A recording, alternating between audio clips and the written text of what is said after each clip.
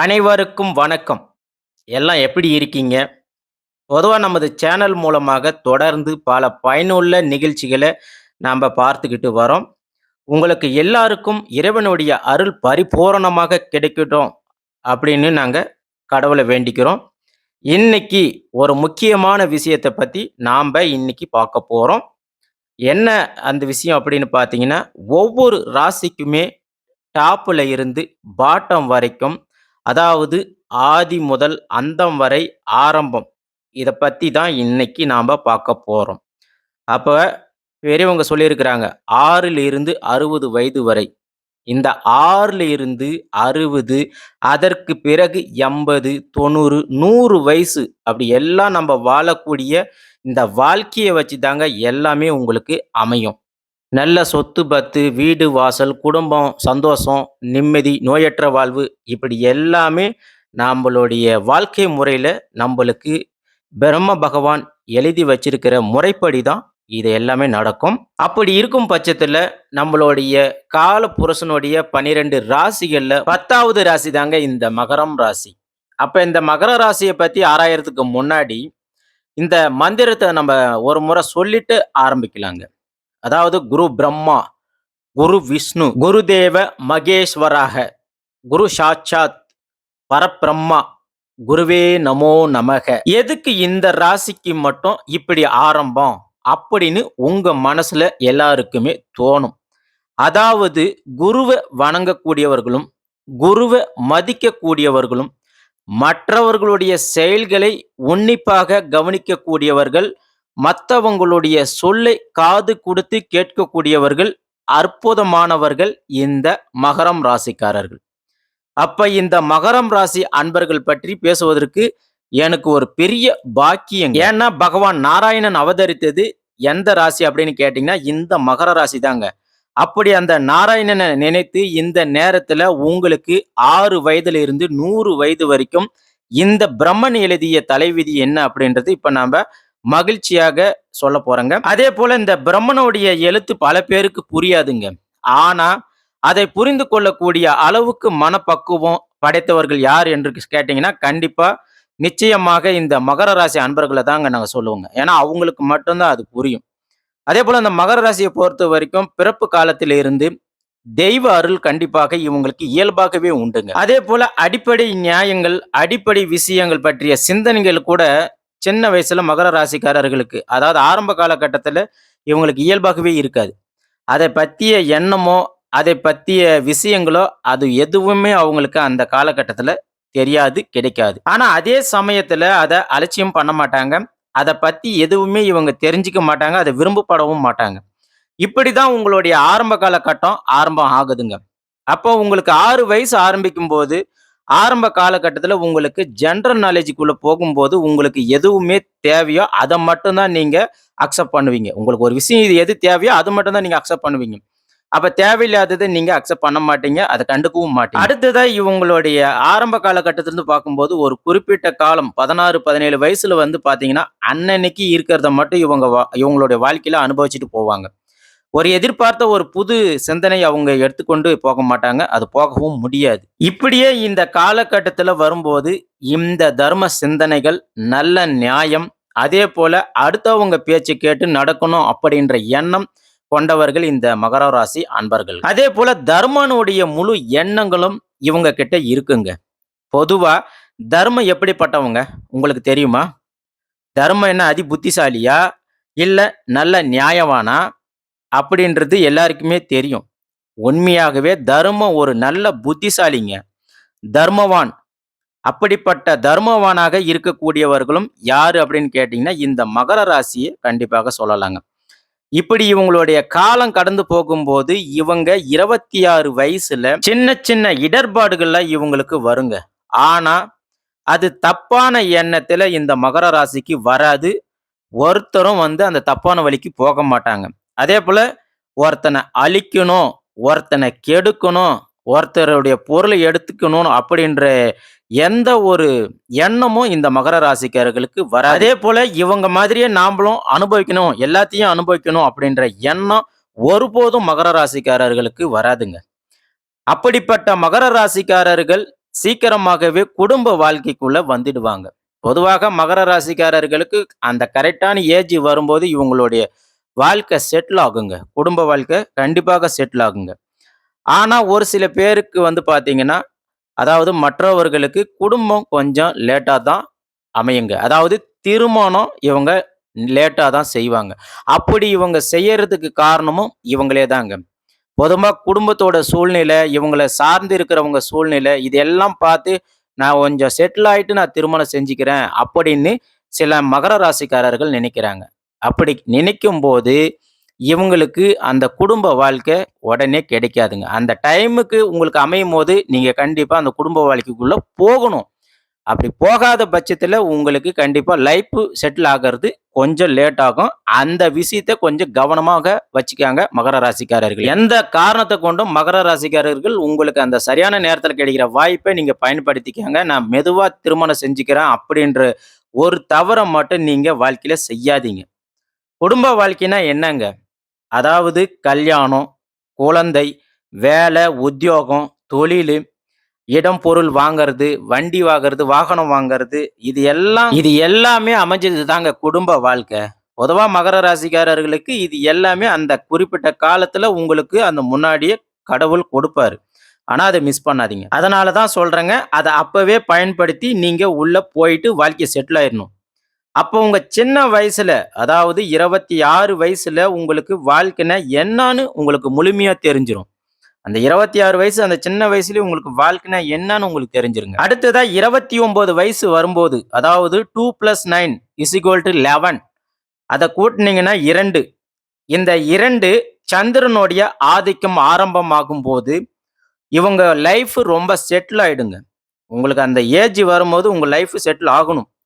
அதாவது 29 வயசுல மகரம் ராசிக்காரர்களுக்கு ஒரு டர்னிங் பாயிண்ட் கண்டிப்பாக உண்டுங்க. இதுல சில மகர ராசிக்காரர்கள் பல பேருடன் பழக்கவழக்கம்லாம் ஏற்படுங்க. இது மூலியமாக உங்க வாழ்க்கை டெவலப் ஆகும்.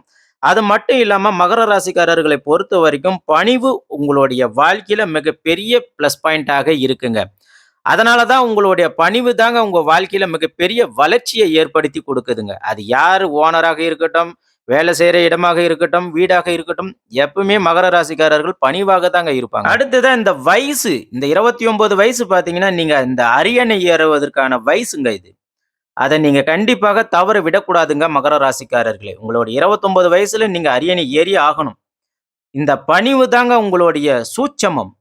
மகர ராசிக்காரர்களுக்கு ஒரு சூட்சுமம் என்னன்னா, இந்த பணிவு தாங்க. இதுதாங்க உங்களுடைய வெற்றி.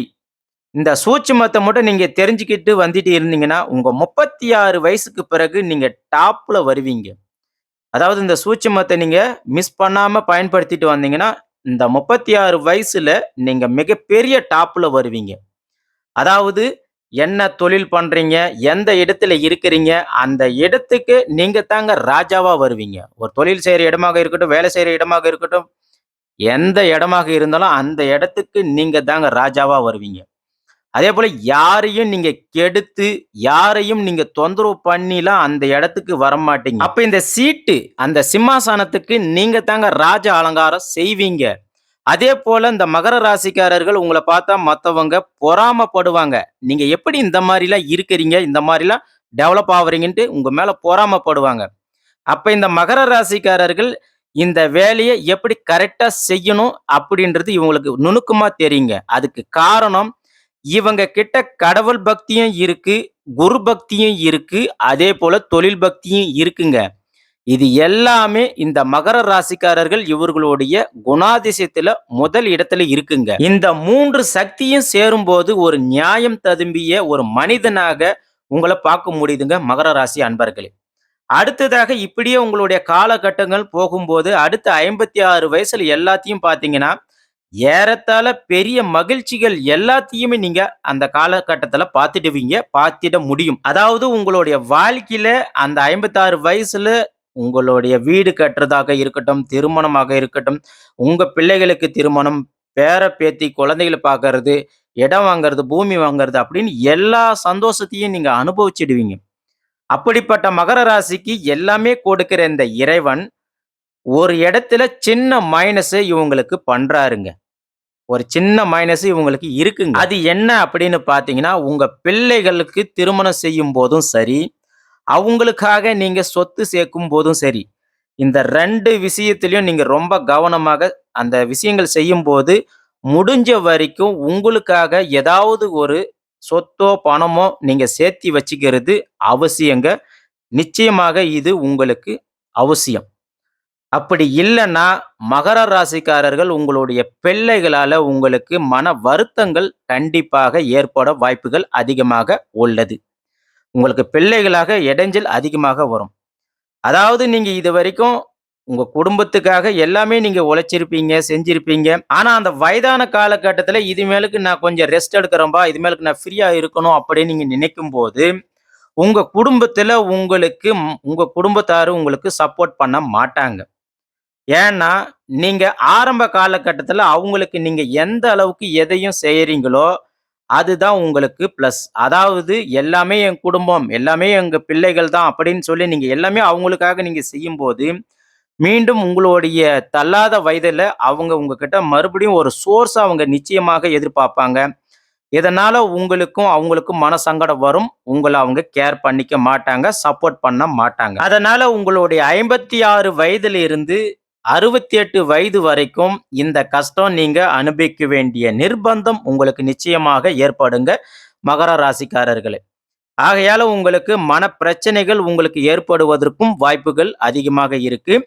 அப்ப நீங்க அந்த கஷ்டத்திலிருந்து நீங்க விலகி போகணும். அந்த கஷ்டத்த நீங்க சந்திக்காம இருக்கணும் அப்படின்னா, இது பொது பலனாக நாங்க சொல்றோம். இப்ப இருக்கிற இளமையாக இருக்கக்கூடிய மகர ராசிக்காரர்கள் இத கண்டிப்பாக உங்க சிந்தனையில வச்சுக்கங்க.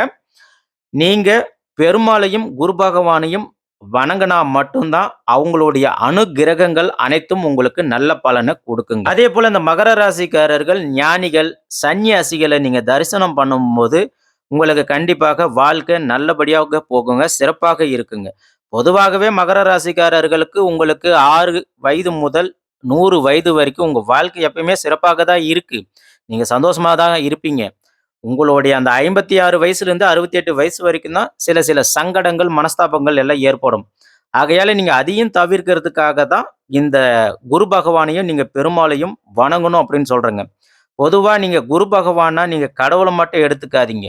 உங்களுக்கு கல்வி கற்றுக் கொடுத்த குரு, உங்களுக்கு ஒரு தொழில் கத்துக் கொடுத்த குரு, உங்களுக்கு உங்களுடைய கஷ்டத்தில சப்போர்ட் பண்ண குரு, இப்படி உங்களுக்கு யாரு உங்களுக்கு எல்லா ஒரு ஹெல்ப்பும் செஞ்சாங்களோ, அவங்களுக்கு நீங்க தரிசனம் செய்யுங்க. அவங்கள வணங்குங்க. அவங்களுடைய தேவைய நீங்க பூர்த்தி செய்யுங்க. அவங்களுடைய கஷ்டத்த நீங்க அவங்களுக்கு சரி செய்யுங்க. அப்போ உங்களுடைய வாழ்க்கை சிறப்பாக இருக்குங்க. அதேபோல முடிஞ்ச வரைக்கும் ஷிரடி சாய்பாபா, சாய்பாபா கோயிலுக்கு நீங்க ஒரு முறையாவது போயிட்டு அவர தரிசனம் செய்யறது மிக சிறப்பாக இருக்கும். அதேபோல நீங்க அந்த சாய்பாபாவ நீங்க கூப்பிடுங்க.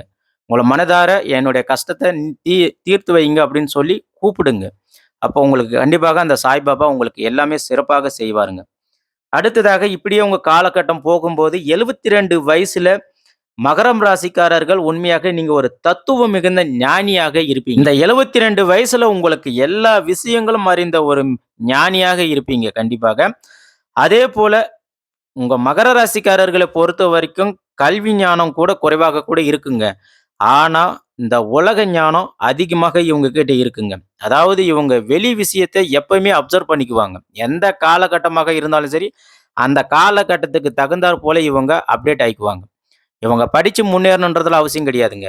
உலக அறிவு, மற்றவர்கள் என்ன சொல்றாங்க, மற்றவர்கள் என்ன செய்றாங்க, இது எல்லாம் தெரிஞ்சு அது மூலியமாக இவங்கள டெவலப் ஆகி வரக்கூடிய அருமையான மகர ராசி அன்பர்கள் இவங்கங்க. அடுத்ததாக உங்க குழந்தைங்க மகர ராசியில பிறந்திருக்கிறாங்கன்னா, அவங்கள கண்டிப்பாக ஒரு கல்வியில அதாவது டீச்சராகவும், கலைத்துறையில இல்லன்னா வக்கீலாக இந்த மாரி படிக்க வச்சீங்கன்னா, கண்டிப்பாக இவங்களுடைய வாழ்க்கை மிக சிறப்பாக போகுங்க.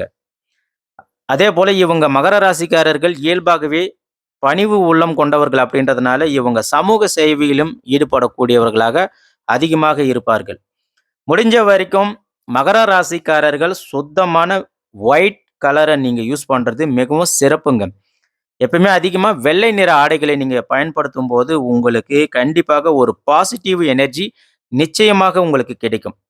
அடுத்ததாக மகரம் ராசிக்காரர்கள் நீங்க நீலக்கல் மோதிரம் போடுறது மிகவும் உகந்ததுங்க. அது மட்டும் இல்லாம நவரத்தின மோதிரங்கள நீங்க பயன்படுத்துறதும் நல்லதுங்க. ஒரு கையில உங்களுடைய நீலக்கல் மோதிரத்த போடுங்க. இன்னொரு கையில நவரத்தின மோதிரத்த நீங்க பயன்படுத்துங்க.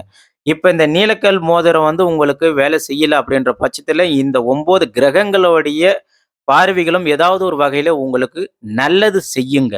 ஆகையால நீங்க நீலக்கல் மோதிரம் போடுறது நல்லது. நவரத்தின மோதிரத்த கட்டாயம் போடுங்க.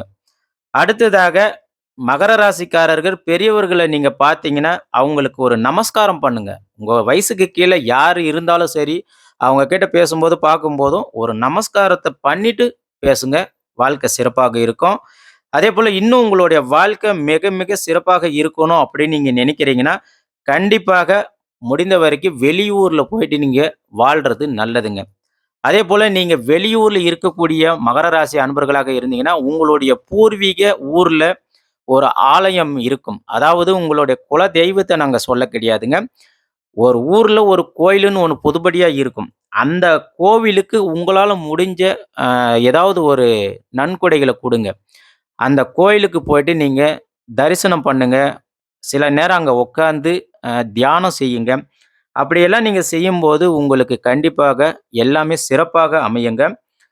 அது மட்டும் இல்லாம மோஸ்ட்லி அ மகரம் ராசிக்காரர்கள் வெளியூர்ல இருக்கிறவங்க, உங்களுடைய வாழ்க்கை சிறப்பாக இருக்கும். அதேபோல சில மகர ராசிக்காரர்கள் கேட்பீங்க, "இல்லப்பா நான் ஆதி காலத்துல இருந்து இப்போ வரைக்குமே நான் எங்க ஊர்ல தாங்க இருக்கிறேன்." அப்படின்னு நீங்க இருந்தீங்கன்னா, கண்டிப்பாக உங்களுடைய டெவலப்மெண்ட் கொஞ்சம் குறைவாக தாங்க இருக்கும். வெளியூர்ல நீங்க இருந்தீங்கன்னா, உங்க வாழ்க்கை மிக சிறப்பாக இருக்கும். ஆகையால மகர ராசிக்காரர்களே, இந்த பிரம்மன் எழுதிய தலையெழுத்து உங்களுக்கு என்றுமே சிறப்பாக தாங்க இருக்கு. வாழ்த்துக்கள். வாழ்க வளமுடன். நல்லதே நடக்கும். நன்றி. வணக்கம்.